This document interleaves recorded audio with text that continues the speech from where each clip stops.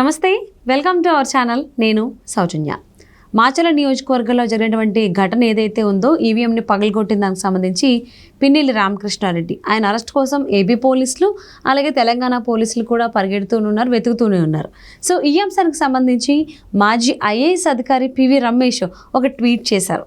దీన్ని ఏ విధంగా చూడాలి ఏంటి, ఈ అంశానికి సంబంధించి వారి విశ్లేషణని మనతో పంచుకోవడానికి ఈరోజు మనతో పాటు ఉన్నారు సీనియర్ జర్నలిస్ట్ డివిఎస్ గారు ఉన్నారు. వారితో మాట్లాడదాం. నమస్తే అండి. నమస్తే. మాజీ ఐఏఎస్ అధికారి పివి రమేష్ మాచర్లో జరిగినటువంటి పిన్నెల్లి రామకృష్ణారెడ్డి చేసినటువంటి ఏదైతే ఘటన ఉందో ఈవీఎంని పగలగొట్టడం, నాలుకేసి కొట్టడం, ఆ అంశాన్ని ఉద్దేశించి దానికి సంబంధించినటువంటి ఒక న్యూస్ ఆర్టికల్ని ట్యాగ్ చేస్తూ ఎక్స్ వేదికగా ట్విట్టర్లో ఆయన ఒక పోస్ట్ చేశారు, ట్వీట్ చేశారు. దాన్ని ఏ విధంగా చూడాలి అంటారు? A case of mice chasing the cat. ఏంటి, ఎలుక పిల్లి అంటబడతాను. అసహజ న్యాయం, సహజ న్యాయానికి విరుద్ధం. ఏంటి, మామూలుగా నీకు తెలిసిందేంటి, పిల్లి వెంటబడుద్ది ఎలక వెనక, ఎలక పారిపోతూ ఉంటుంది, పిల్లి వెంటబడుతుంది అన్నమాట. అవును, దాన్ని రివర్స్ అయిందంటున్నాడు పివి రమేష్ గారు.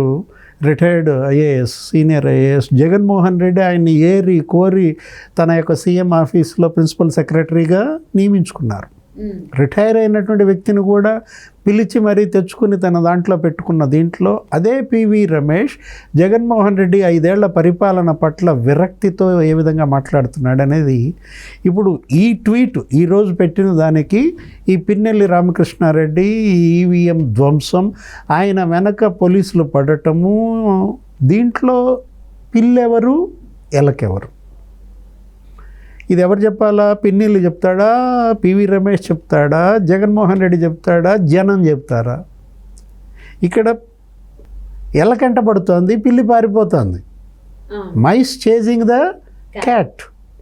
ఇక్కడ మైస్ పిన్నెల్లే అంతేగా, మరి ఆయనేగా. ఇప్పుడు ఇవాళ పారిపోతోంది ఎవరు, వెంటబడుతోంది ఎవరు అనేది చూస్తే ఇవాళ ఈవీఎం ధ్వంసమైంది. ఆయన గత 3 రోజులుగా ఆచూకీ లేరు, పరారీలో ఉన్నారు. హైకోర్టు ఆయనకి రక్షణ కూడా ఇచ్చింది. ఏంటి, 6వ తారీఖు దాకా పిన్నెల్లిని అరెస్ట్ చేయొద్దు. ఆయన్నే కాదు, ఇంకా మిగతా అభ్యర్థులు 3-4 ఉన్నారు. ప్రభాకర్ కావచ్చు, అస్మిత్ రెడ్డి, పెద్దారెడ్డి, వీళ్ళను కూడా మీరు 6వ తారీఖు దాకా అరెస్ట్ చేయొద్దని ఇచ్చినది. ఎందుకు అరెస్ట్ చేయకూడదు ఇంత దారుణాలు కొడగట్టిన తర్వాత ఆ పోలింగ్ రోజున? కోర్టు ఇచ్చిన జడ్జిమెంట్ని మనం కామెంట్ చేయకూడదు. జడ్జిమెంట్ తీర్పును నువ్వు విశ్లేషించవచ్చు, కానీ జడ్జి గారిని మనమేమీ అనకూడదు అన్నమాట. ఎందుకంటే హైకోర్టు జడ్జి గారు ఇచ్చినటువంటి ఆ తీర్పు ప్రజాస్వామ్యానికి ఆయన ఇచ్చినటువంటి గొప్ప దీనిగా చూసుకోవాలన్నమాట. ఏంటి, వీళ్ళ అభ్యర్థులు, జరుగుతున్నది ప్రజాస్వామ్య ప్రక్రియ, అభ్యర్థుల యొక్క హక్కులను కాలరాయకూడదు. కాబట్టి రేపు కౌంటింగ్ ఏజెంట్లను పెట్టుకోవటమో, ఆ ప్రక్రియ పూర్తి కావటమో, 4వ తారీఖు కౌంటింగ్ అయిపోతుంది. మీరు యాక్షన్ మీరు 5వ తారీఖు 6వ తారీఖు తీసుకోమనో ఏదో ఇచ్చినట్టున్నారు. అవును. దీంట్లో ఇప్పుడు సబ్జెక్ట్కి వద్దాం.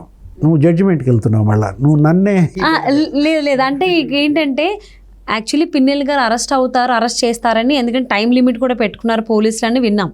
సో కానీ ఇక్కడ కోర్టు నుంచి అరెస్ట్ చేయొద్దని వచ్చేసరికి అదేంటిది, ఆయన తప్పు చేసినట్టు ప్రూఫ్లు కూడా ఉన్నాయి కదా, అయినా కానీ ఆయన ఎందుకు అరెస్ట్ చేయట్లేదు, అరెస్ట్ చేయడానికి ఆయన దొరకట్లేదు, దట్స్ ఫైన్, అది పక్కన పెడితే ఈయనని అరెస్ట్ చేయొద్దు, అది కూడా 6వ తారీఖు వరకు కూడా అరెస్ట్ చేయొద్దు అని చెప్పని కోర్టే ఎందుకు ఇలా తీర్పిచ్చింది అనేది చాలా మందిలో ఉన్నటువంటి క్వశ్చన్ మార్క్. సో దానికోసం అడిగాను నేను. న్యాయదేవత, కళ్ళకి గంతలు కట్టుకున్నటువంటి న్యాయదేవత ఏది ఎలకో ఏది పిల్లో చూడలేకపోతుంది అన్నమాట. పిల్లి వెనక ఎలక పడుతోందా, ఎలక వెనక పిల్లి పడుతోందా? ఇప్పుడు ఈ న్యాయదేవత ఏమంది, ఎలకైనా పిల్లైనా మీ గేమ్ 6వ తారీఖు తర్వాత పెట్టుకోండి. ఓకే. ఏది, పిల్లికి చెలగాటం, ఎలక్కి ప్రాణ సంకటమా ఏంటది? ఇక్కడ పివి రమేష్ గారు దాన్ని ఏం చేశారు, రివర్స్ చేశారా? ఎలుక్కి చెలగాటం, పిల్లికి ప్రాణ సంకటం అంటావా? అసహజంగా లేదు? ఏది, నిందితులు వెంటబడుతున్నారు, పోలీసులు పారిపోతున్నారా? ఇప్పుడు యాక్చువల్గా మనం ఇక్కడ పిల్లి ఎవరు ఎలకెవరు అన్నది అందుకే ఇవాళ ఇచ్చినటువంటి పివి రమేష్ ట్వీట్లో కూడా ఇంకా ఆయన ఏమన్నారు, ఎమ్మెల్యే రాజు అన్నాడు. ఎమ్మెల్యేలు ఏ విధంగా డబ్బుతో కండబలంతో ఈ 5 ఏళ్లుగా ఇక్కడ ఈ అధికార యంత్రాంగాన్ని శాసిస్తున్నారంటూ ఆయన దురదృష్టకర పరిణామంగా ఏది డెమోక్రసీ ముసుగులో ఇది కాస్త ఎలా మారింది, పాలెగాళ్ల రాజ్యంగా మారిందంటూ ఆయన ఆవేదన. ఏది సీనియర్ ఐఏఎస్ పివి రమేష్ ఆవేశం కావచ్చు, ఆవేదన కావచ్చు, అది ఈ ట్వీట్ రూపంలో మనం బయటపడ్డప్పుడు అది మిగతా ఐఏఎస్లు ఐపీఎస్లో ఎలాంటి వైబ్రేషన్స్ వస్తాయి, ఎలాంటి చేంజెస్ వస్తాయి, ఇప్పటికన్నా వాళ్ళలో మార్పు వస్తుందా? ఎందుకంటే గతంలో కూడా మనం చూసాం పివి రమేష్ ఆయన బాధితుడే, జగన్మోహన్ రెడ్డి బాధితుడే. ఆయన మొన్న కూడా ఒక స్టేట్మెంట్ ఇచ్చాడు, ల్యాండ్ టైటిలింగ్ యాక్ట్ మొదటి బాధితుడిని నేనే అన్నాడు. ఆయనకి ఎక్కడో వాళ్ళ తండ్రి తల్లి నుంచి వచ్చినటువంటి భూమి విషయంలో అదేదో చెరువులుగా మార్చి, రొయ్యల చెరువులుగా మార్చి దాన్ని తన పేరు మీద తన తమ్ముడి పేరు మీద అది మార్చే అంశంలో అది ఇలా ఇబ్బంది పెట్టారు. ల్యాండ్ టైటిలింగ్ యాక్ట్కి నేనే తొలి బాధితుడిని అన్నది కూడా. అంతకుముందు కూడా చంద్రబాబు అరెస్టు విషయంలో కూడా ఆయన తీవ్ర విమర్శలు చేశారు. ఏది హద్దు దాటారు యంత్రాంగం అంటూ. అసలు ముఖ్యమంత్రికి దీనికి సంబంధం ఏంటి? అక్కడ బలైతే అక్కడ చర్యలు తీసుకోవాల్సి వస్తే అధికారుల మీద చర్యలు తీసుకోవాలి. మానిటరీ అంశాలకి ముఖ్యమంత్రికి సంబంధం లేదు, చెక్ పవర్ ఆయనకు ఉండదు, సంతకం ఆయన పెట్టేది కాదు. డబ్బు రిలీజ్ చేసింది ఎవరు? ఆ డబ్బు రిలీజ్ చేసిన వాళ్ళ మీద మీరు చర్యలు తీసుకోవాలి తప్ప ముఖ్యమంత్రిని దీనికి ఎలా బాధ్యులు చేస్తారంటూ పివి రమేష్ అప్పుడు ఏమన్నారు, దీన్ని ఒక జగ్లరీతో పోల్చాడు. సర్కస్లో ఏదో జగ్లరీ అంటూ నీవు చూస్తుంటావు, 100 బంతి బంతులు పైకి విసురుతూ 100 బంతులు ఒక బంతిని పట్టుకుంటూ చేస్తుంటారు ఒక గేమ్ మనకి. అక్కడక్కడ నైట్ పార్టీల్లో కూడా అట్లా అదొక పెద్ద ఆడుతూ ఉంటారు, దాన్ని జగ్లరీ. జగన్మోహన్ రెడ్డి కూడా ఇట్లా 100 బంతులు పైకి ఎగరేసి పట్టుకునే ప్రయత్నం చేస్తున్నాడు అంటూ తీవ్ర విమర్శలు చేశాడనమాట. ఆయనే కాదు, జగన్మోహన్ రెడ్డి ఏరి కోరి తెరుచుకున్నటువంటి ప్రభుత్వ ప్రధాన కార్యదర్శి, తొలి ప్రధాన కార్యదర్శి ఎల్వి సుబ్రహ్మణ్యం, జగన్మోహన్ రెడ్డి సుబ్బన్న అంటాడు. ఏ విధంగా ఆయన జగన్మోహన్ రెడ్డి పరిపాలనని వదిలిపెట్టాడో మనం చూసాం. ఏది 9 మంది ముఖ్యమంత్రుల దగ్గర నేను పనిచేశాను కానీ ఇలాంటి ముఖ్యమంత్రిని నా ట్రాక్ రికార్డులో చూడలేదన్నాడు జగన్మోహన్ రెడ్డిని. వీళ్ళంతా కలిసే సిఎఫ్డిఓ ఏదో పెట్టారు, సిటిజన్ ఫర్ డెమోక్రసీ అని పెట్టుకుని ప్రజా చైతన్యం కోసం జగన్మోహన్ రెడ్డి పాలనా వైఫల్యాలని ప్రజల్లోకి తీసుకువెళ్ళటం కోసం గత 2-3 ఏళ్లుగా వీళ్ళు ప్రతి నగరంలో ప్రతి పట్టణంలో కూడా రౌండ్ టేబుల్ కాన్ఫరెన్స్లు పెట్టడం, అక్కడ మేధావులు ఉద్యోగులతో సమావేశాలు మనం చూసాం మీడియాలో.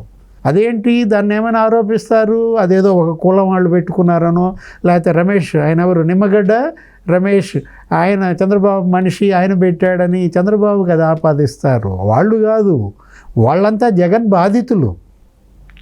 ఏది సిఎఫ్డి పెట్టింది పివి రమేష్, సిఎఫ్డిలో కీలక భూమిక పోషిస్తోంది ఎల్వి సుబ్రహ్మణ్యం. ఎవరు వీళ్ళు? పివి రమేష్ జగన్మోహన్ రెడ్డి ఫస్ట్ సీఎంఓలో ప్రిన్సిపల్ సెక్రటరీ.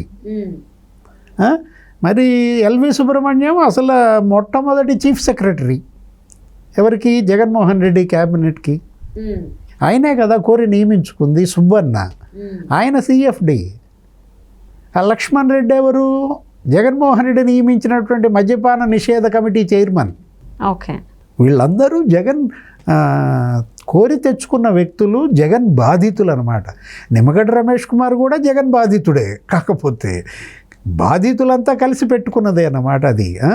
ఇప్పుడు ఈరోజు ఇచ్చినటువంటి ఈ ట్వీట్లో కూడా ఏది ఎమ్మెల్యే రాజ్, ఎమ్మెల్యేల డబ్బుకు, ఎమ్మెల్యేల యొక్క ఆ ఖండ బలానికి అధికార యంత్రాంగం దాసోహం అవుతోందన్న ఆవేదన అన్నమాట. ఇప్పుడు ఏ ఎమ్మెల్యేల దగ్గర అయితే డబ్బు తిన్నారో ఆ ఎమ్మెల్యేని మీరు పట్టుకోగలరా? అంటే మీకు అన్నం పెట్టిన చెయ్యిని మీరు ఎలా అరెస్ట్ చేస్తారు అంటూ అదొక ఇది రాశాడనమాట. ఏది మీరు అతని దగ్గర డబ్బు తీసుకోవటమే తప్పు, అది అవినీతి డబ్బు. అవినీతి డబ్బుకు అలవాటు పడిన యంత్రాంగం దాని నిక్కచ్చితనాన్ని కోల్పోయింది, నిజాయితీని కోల్పోయింది, చట్ట విరుద్ధంగా పనిచేస్తుంది అనమాట. ప్రధానమంత్రి మొన్న ఎన్నికల సభల్లో కూడా విమర్శలు చేశారు. ప్రచార సభల్లో నరేంద్ర మోడీ మాఫియా రాజ్ అన్నాడు.